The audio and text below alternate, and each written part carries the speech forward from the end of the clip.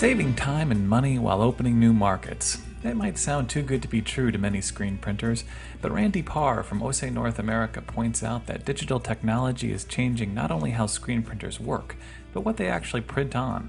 I'm James Krause for Screen Printing Magazine.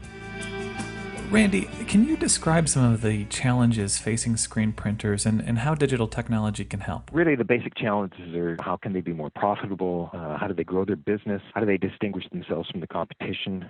There are ways that a digital workflow can address those concerns while enabling new opportunities and applications. One example is short-run printing. The digital UV printer, like the Océ Arizona series, there's no costly, time-consuming make-ready involved as there is in screen printing. The setup, in this case, ripping of a file to produce one digital print is the same as to produce 1,000 prints.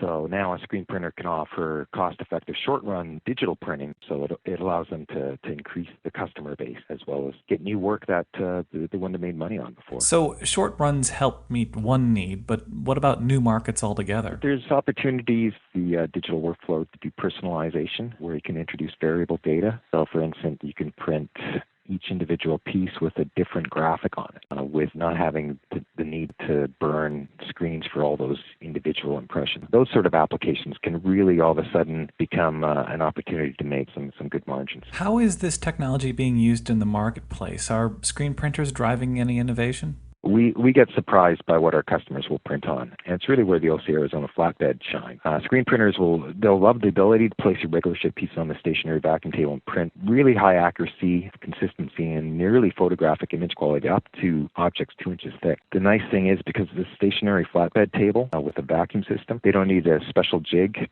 to hold the pieces in place. You can simply print a template onto bond paper and then lay the pieces down into the correct location, and then we can print conventional substrates as well, or print onto pre-manufactured items like ceiling tiles to doors to CDs and DVDs. So it sounds like a screen printer could help serve existing markets more effectively, but then open up a market that really didn't exist previously. Exactly, and that's the beauty of it, is that you're not limited by the technology. It forces you to be creative. People that look at this and they say, well, what am I going to do with it? I usually say, talk to creative people. If you're working with an ad agency, get them down there, show them your capabilities, and they'll probably come back with some amazing ideas to drive business your way.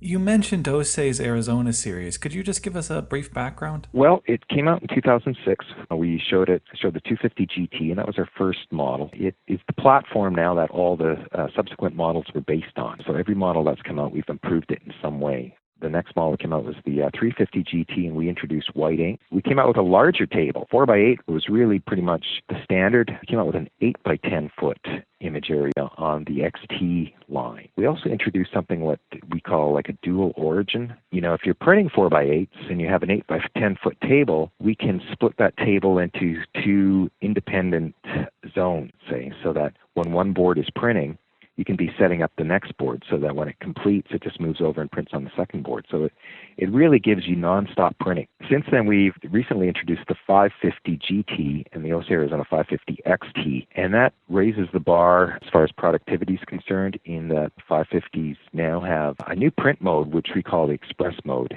We can produce over 24x8 boards per hour on the new 550 XT, which translates to 709 square feet per hour. So very productive. When Océ is developing these technologies, what factors into the process? How do you decide where to focus? I think really it starts with listening to the market. That's something we did way back before we even started designing the 250 GT. We conducted some industry polls and determined what is it they're looking for. And number one, surprisingly, was image quality. It wasn't speed or cost, but it was image quality, time and time again. So really that's what we focused on. We tried to keep the cost and complexity at a minimal level, and we came to market with a product that everybody loved the quality, could also justify the expense of buying a new piece of equipment. That was Randy Parr, the marketing manager for Océ North America's display graphics products. You can get more information by visiting oceusa.com. I'm James Krause for Screen Printing Magazine.